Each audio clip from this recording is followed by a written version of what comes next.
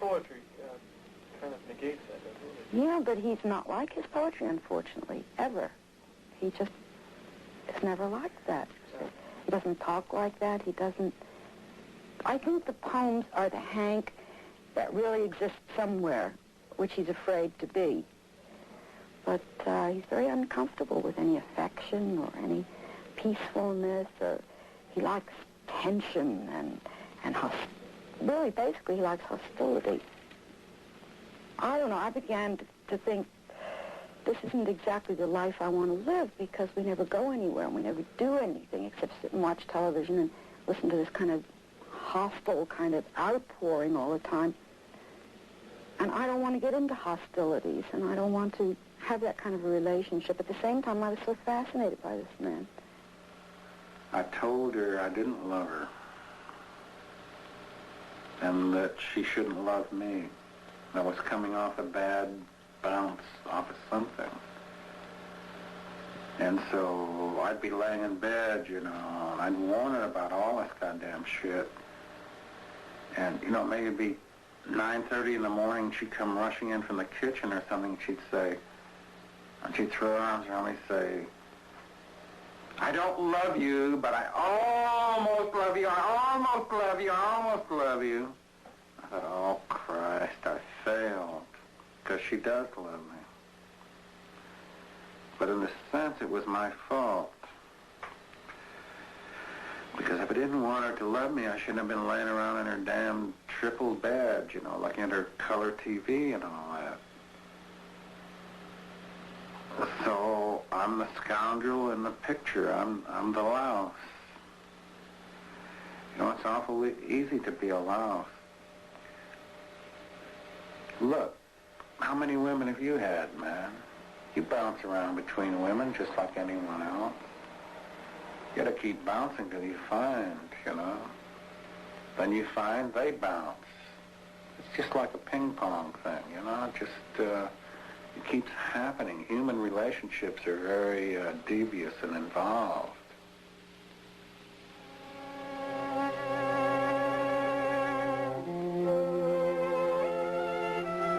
When Bukowski came back from San Francisco, he did go back to Liza for, well, 2 or 3 days. And then he called me and came over.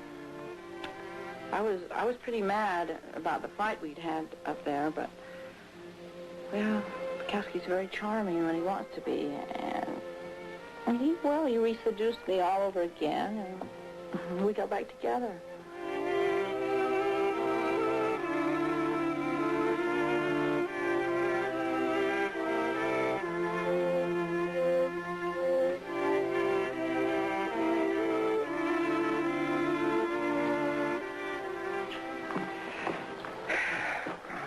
Do you think that was the last time you would see Bukowski? I didn't know. We've had 7 million fights, and we got back together. I didn't know if it was the last time. I kind of thought it would be the last time that time, because I've never left him in another city before. Left him dozens of times in L.A., but I've never left him in San Francisco. How did he go scratching on us? Now, I thought he was going to hit me. And he has hit me before. That's why I was afraid of it, you know. So I jumped up, and I wasn't about to let him hit me. And I grabbed a pen off the stove, and I scratched him. I bit him. I kicked my foot through the door, and I left. I picked up my bag, and I left.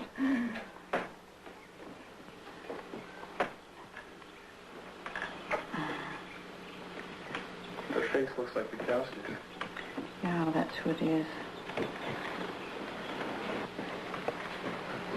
I fell in love with his writing before I ever met him. I got 3 or 4 of his books before I ever asked to sculpture him. I got Notes for a Dirty Old Man and 2 or 3 of his poetry books.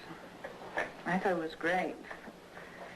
I read his books all night long. Then I wrote him a letter and asked if I could sculpture him, his head, and he said yes. And I went over and got pictures of him. I didn't intend to get involved with Bukowski at all, because I knew he was, I'd heard of his reputation as a drinker before I ever met him. I just didn't think it would happen, but it did happen.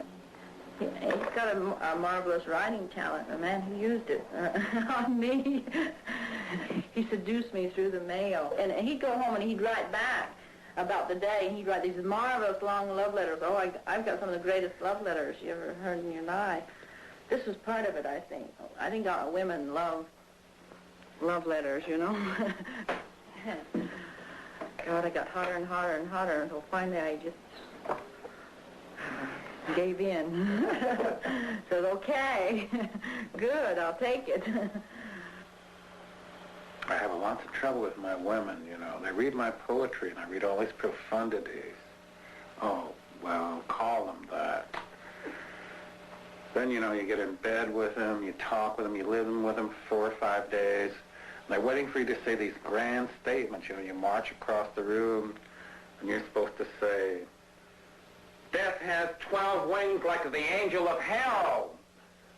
But people aren't built that way. You say, "Hey, baby, why don't you make me a cup of coffee?" Well, that's not very poetic. They don't understand that. They read your poetry and they expect you to go marching around with flames coming out of your ass and your ears, making all these statements. Well, human nature's not like that. Because you save your balls and your juice for that typewriter. And sometimes they resent that. They almost realize it. I mean, so if you say it all to them, you're not going to say it to the machine. So it finally becomes a war between the machine and the woman. I've told them all, if I have to choose between you and that typewriter, baby, you've got to go. And that's it. Is that true? It's true. It's true right now. It's true to Linda. It's true to any woman I've met, will meet, will ever meet in heaven, hell, or anywhere else. That's the woman. I almost said that's the whore. Jesus. Yeah, but if the women go, does the inspiration go? Yeah, but the women always seem to show up again. I wouldn't advise women to anybody. I wouldn't advise them to you or to me. What are you going to do? Pasadena for winners. Barney's has winners. Pasadena. Here you go. Hey, hurrah. Race scratch. Hurrah.